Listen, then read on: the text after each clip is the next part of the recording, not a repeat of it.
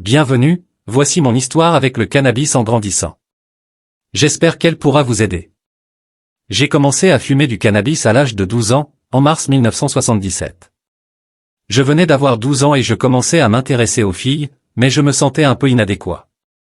Je n'étais pas particulièrement sociable, donc je pensais que je devais être un peu plus cool. Tous les enfants plus âgés fumaient du cannabis et ils semblaient avoir du succès avec les filles qui m'intéressaient, alors j'ai commencé à fumer moi aussi. Je suis allé avec quelques gars plus âgés sous le pont de Highlands Park à Laguna Niguel, en Californie, en 1977. Comme je l'ai dit, je n'ai pas ressenti grand-chose la première fois. Un gamin en skateboard est passé à côté de moi et m'a demandé « T'es défoncé ?» J'ai répondu « Je ne sais pas » et il m'a dit « Tu en as l'air ». Puis, il est parti en skateboard. C'est comme ça que tout a commencé. En fait, je me suis fait attraper tout de suite. J'ai eu des ennuis avec mes parents. Mon frère et moi partagions une chambre, et il faisait pousser 18 plants de cannabis dans notre chambre. Il avait dit à mes parents que c'était des plants de tomates. Un jour, on était dans le jardin en train de désherber, ce qui est plutôt ironique, et une amie de mes parents qui connaissait bien les plantes était là avec nous. Elle a regardé dans la chambre et a dit « Oh mon Dieu, ce sont des plants de marijuana ». Mon frère a répondu « Non, ce sont des plants de tomates » et elle a commencé à rire. « Qui t'a dit ça ?»« Ce sont des plants de marijuana. » Un silence s'est installé. Mon père était visiblement en colère, mais il n'a rien dit sur le moment. Quelques jours plus tard, je l'ai entendu interroger sévèrement mon frère. Ensuite, il m'a pris à part. Il a fait de son mieux. Quelques jours plus tard, il m'a emmené faire un tour en voiture, et nous avons parlé pendant un bon moment. Il m'a bien fait comprendre qu'il ne voulait pas que je prenne cette voie. Je voulais être un bon enfant, vraiment. Alors, j'ai dit à tous les enfants du quartier que je n'allais plus fumer de cannabis. J'ai tout de suite été rejeté, mais ça m'allait, car c'était important pour moi d'être un bon enfant. Je savais que fumer n'était pas compatible avec ça. Quelques mois plus tard, l'été approchait. J'étais seul à la maison, je jouais avec une balle en mousse et une raquette de ping-pong dans ma chambre. Mes parents étaient sortis dîner, mes frères étaient avec leurs amis. J'ai vu les enfants du quartier passer devant chez nous. Ils allaient à leur fête 70s, et je me suis senti complètement seul. C'est à ce moment-là que j'ai recommencé à fumer du cannabis. À partir de là, j'ai commencé à mener une double vie. Je devais mentir à mes parents. Avec mes amis, j'étais immédiatement accepté, mais je ne pouvais plus dire la vérité à mes parents. J'ai pris l'habitude de fumer quotidiennement très tôt. Je me souviens, à l'âge de 13 ans, maître dit un jour, en allant me défoncer, « Oh mon Dieu, je fume du cannabis tous les jours. » Et cette habitude a duré longtemps. Mais le cannabis m'a handicapé de nombreuses façons. Je n'ai jamais été très sociable, mais quand j'étais défoncé, je ne pouvais même plus parler. Je rougissais et je devenais la personne la plus mal à l'aise du monde en société.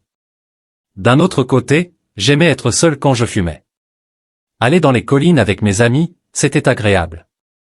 On ne parlait pas beaucoup, mais on n'en avait pas besoin. Fumer en randonnée ou à la plage était bien. À la plage, tout semblait plus sensuel, l'eau, le sable. Et puis, je me suis mis à écouter beaucoup de musique. Le cannabis change la façon dont on écoute la musique. Les sons paraissent plus intéressants, plus intenses, ils prennent plus de sens, ou du moins, c'est ce que je ressentais. Mais sur le plan social et académique, ça m'a complètement handicapé. Je traînais avec des gars plus âgés qui n'étaient pas vraiment des influences positives. Les autres jeunes, tu sais, ils étaient simplement, et tout au long du lycée, je fumais du cannabis tous les jours, même à l'école. Je voulais parler aux filles, mais je n'y arrivais pas vraiment parce que j'étais constamment défoncé. Alors, j'ai commencé à boire, parce qu'en buvant, j'arrivais à parler aux filles, mais seulement le week-end. J'ai donc grandi dans un inconfort permanent. Je mentais à mes parents, en essayant de leur faire croire que je gérais l'école et mes relations avec les autres, mais au fond de moi, je me sentais comme un minable. Mon estime de moi en prenait un coup sans cesse. Ce qui m'a sauvé, c'est que j'étais vraiment bon en sport. Je continuais à bien m'en sortir dans le sport même si je fumais beaucoup de cannabis. Et oui, j'ai des regrets à ce sujet, parce que qui sait ce que j'aurais pu accomplir si j'avais passé plus de temps à m'entraîner au club de tennis au lieu de traîner avec les fumeurs de cannabis. Mais qui sait, peut-être que j'aurais été complètement asocial, ou en colère tout le temps. Oui, on ne peut pas revenir en arrière, mais c'est vrai que fumer m'a handicapé. Sur le plan scolaire, je détestais l'école à la base. J'étais un athlète, j'avais besoin de bouger, d'être dehors. Mon frère aîné, lui, était vraiment doué sur le plan scolaire, et je me comparais constamment à lui. Mais il n'y avait pas de comparaison possible, alors j'ai détesté l'école bien avant de commencer à fumer. Mais fumer du cannabis en allant à l'école, c'était un cauchemar absolu. Tu t'assieds en classe, tu ne peux pas parler, tu ne peux pas te concentrer, et c'est comme si le temps était mort. C'était juste horrible. Et ce qui était tellement douloureux, c'est que je continuais à fumer. C'était devenu une habitude. Il y avait des moments où j'aimais encore ça, comme faire du skateboard, aller à la plage ou être seul. Mais ça m'a vraiment handicapé. Et puis, je suis allé à l'université pour jouer au tennis, et je me suis retrouvé à traîner avec d'autres fumeurs de cannabis. Je savais que ça me freinait, que ça me bloquait, mais je n'arrivais pas à m'en sortir. Je me souviens d'une fois où j'ai réussi à ne pas fumer pendant 11 jours. Pour une raison quelconque, j'ai pu arrêter pendant ces 11 jours et je pensais que je faisais de gros progrès.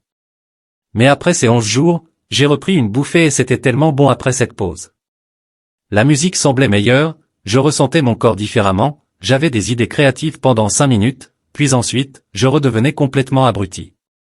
Pour moi, c'était ça fumer du cannabis. Je vois certaines personnes qui s'en sortent bien en fumant, mais ce n'était pas mon cas.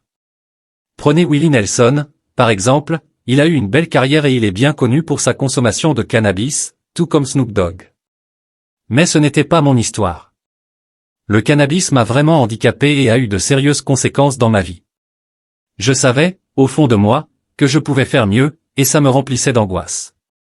Je me disais qu'il devait y avoir un chemin plus positif pour moi, il fallait qu'il y en ait un.